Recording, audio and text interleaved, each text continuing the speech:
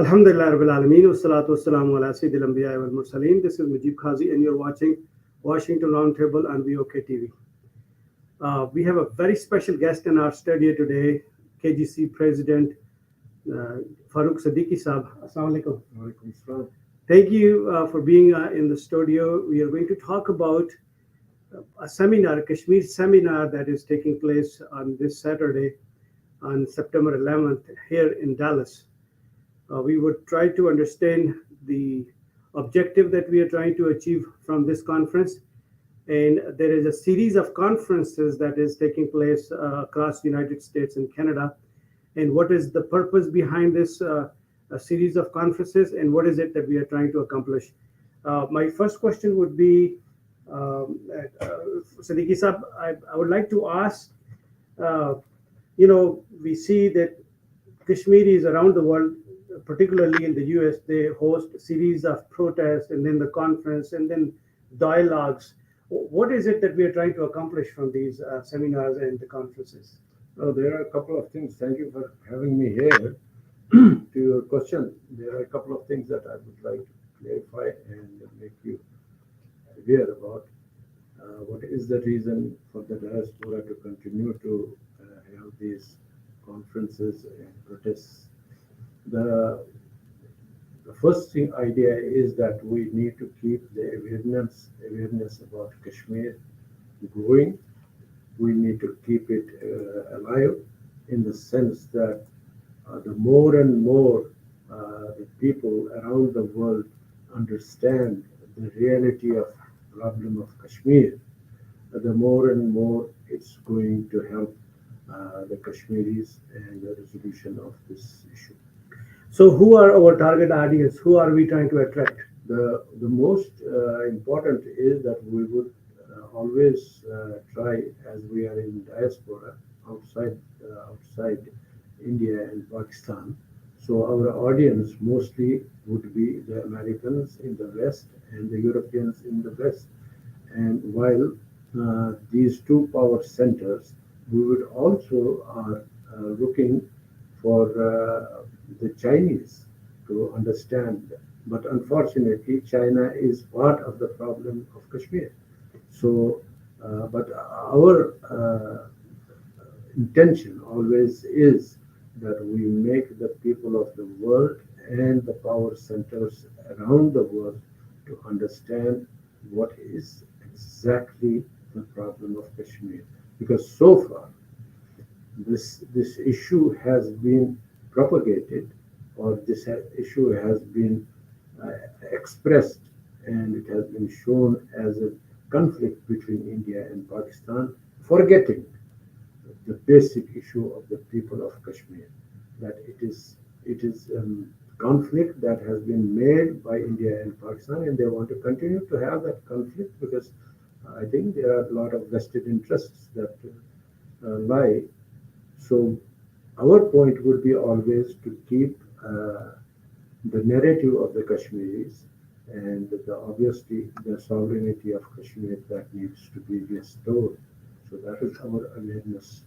And in this connection, we have two main things that one is, as a review, you already know, is the creation of a representative character. And second now is because there seems to be some kind of dichotomy between the issues, how the West looks at occupation, like in Ukraine, and this similar way in Kashmir. So we would like to make the people aware that there are similarities in the occupation of Ukraine as well as occupation of Kashmir. So that's what we are highlighting today. So primarily what I understand from the conversation, it's a campaign of awareness at the broader audience, people who are at the power centers, people who are who can make the difference of influence at the policy making here at the US, UN, at the European level. Exactly. Okay, fair enough. Now, my question is that, and I asked this question over and over to entire leadership of Kashmir. There is a perception out there in the diaspora, or the people of authorities, that KGC has its own platform where it propagates for the independence. And there are several other organizations that are also fighting for the Kashmir. But the people that who are at the decision making, they're confused that, okay, who is the true representative of Kashmir cause? How would you address that? It's a serious issue. Yeah, that's why I will come back to same assertion Mhm. which I made earlier, is that we are people here, which is a diaspora community. Mhm. We are not the representatives of the people of Kashmir. We can only be representative of Kashmiri people if they represent us. So KGC has no bias against any other organization or a political thought, though I would want to say that there is 99% uh, support for the independence of Kashmir, which is the basic aspiration of Kashmiris. But at the same time, I appreciate if there are other organizations who would like to think in a different way about that. We had always asked them to come over and be a part of a discussion and discourse in which we could come up and say what would be our narrative. And we had decided that the narrative of independent Kashmir is the predominant one. And we did that in Niagara Falls also. And we did invite those organizations that you are referring to. And we had a very good deliberation. And in fact, the KGC constitution was made not by KGC members, Mhm. it was made by those members of KGC who were present there, which now have other organizations. So they are always welcome. And the logical thing is, and the rationality is that we need to support and represent the basic aspirations of the people of Kashmir, which is the independence of Kashmir, which they have lost. That's why, like Ukraine, it was an independent country only about 6 months back. So it's occupied half by Russia, and now there are other forces coming from outside. Today's news, if you see, there are people who are coming from the other nations and fighting in there. So basically, about more than 1 million people have left Ukraine, who are Ukrainians, become refugees. Similar is the case with Kashmir. People have left, gone to Pakistan. They are refugees there. There is an occupation by India. There is an occupation by other occupation by Pakistan, and they want to keep it that way. What the power centers also for the last 75 years have been given continuously this perception that Kashmir is a conflict between India and Pakistan, while even neglecting that there is an occupation of Kashmir by China also. So that perception everybody looks at through that prism. But actually, the issue of Kashmir is the people of Kashmir. They have lost their country. So issue of Kashmir is the issue of the people of Kashmir, which belongs to them and the nation of Kashmir. Fair enough, understandably right. But at the broader scale, the public knows that it has been contested as an issue between India and Pakistan. There is another notion after the August 5th of 2019 that India is Pakistan, both of them unanimously have settled this case to rest. Any outcry by the Kashmiris out there, whether it is by KGC or any other organization, it is just another way of keeping yourself in the prime time or in the public sphere. Nothing is going to happen beyond that. No, but occupation on the basis of the military might cannot stay for long. History is itself a witness that any nation which was occupied by on the basis of the might of the military does not stand. 1 decade, 2 decades, yes, but eventually you can't govern a country without having the people accepting you And that has not happened neither in Indian held Kashmir nor in Indian Pakistan held Kashmir. You can continue on the basis of your might. It can continue, but it will not be sustainable. It is never sustainable. Show me any country in the world where occupation has sustained. So coming back to the conference tomorrow, who are the participants in the conference? We have very valued and very learned people, and also who have in their past been politically active and also currently are very active in the politics of America.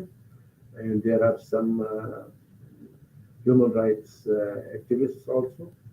And at the same time, we have also a participation for the first time, from a community which is non-Muslim community, which there's a perception that Kashmir is a Muslim issue. But while, like Ukraine, there are other ethnicities in Kashmir, so we are getting one representative. A representative has accepted that we should talk about it. So. So you will have a representation from the political circle, activist, academician. Yes. You will have a representation of all, the The segments, major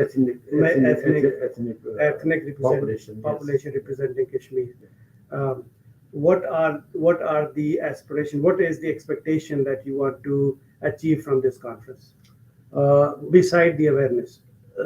The achievement, which our goal is, that we want to show to the world that there should not be a dichotomy of action and function when we look at the conflicts or issues of the world. America needs to come back and have that moral high ground in which it has started supporting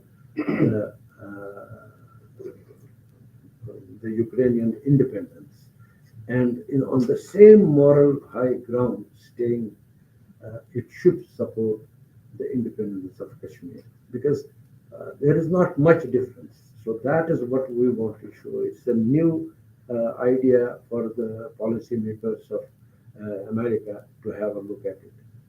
So what I understand is that because currently the US has its own standing policy that they want to stay out of this, let India and Pakistan decide it. But we want to make sure that the US, being the sole superpower of the world and the biggest influencer, should play its role to undo the misery of people of Kashmir. Yeah, there is a concept with the State Department that we need to maintain, we need to manage India-Pakistan conflict. So far, it has been up to that. But the Ukraine issue, in which Europeans are this time suffering, even Russians are suffering. Americans' economy is draining out in supporting Ukraine. So this is a time and where the effects of war must be understood by the policymakers, irrespective of whether it is happening in Europe or it is happening in Asia. Because if America wants to have a high moral standing in the world as a policeman, then it has to look at these issues at par. Uh, Thank you very much for being in the show, and that's all we have for today. And then we will come back to you after the conference to understand that what is it that we have accomplished during this conference. Are you planning to continue these series of conferences across US beside Dallas? Yes, we are. Thank you. Thank you very much. Ladies and gentlemen, that's all we have. Until next time, take good care of yourself. Assalamu alaikum wa rahmatullahi wa barakatuh. Thank you very much.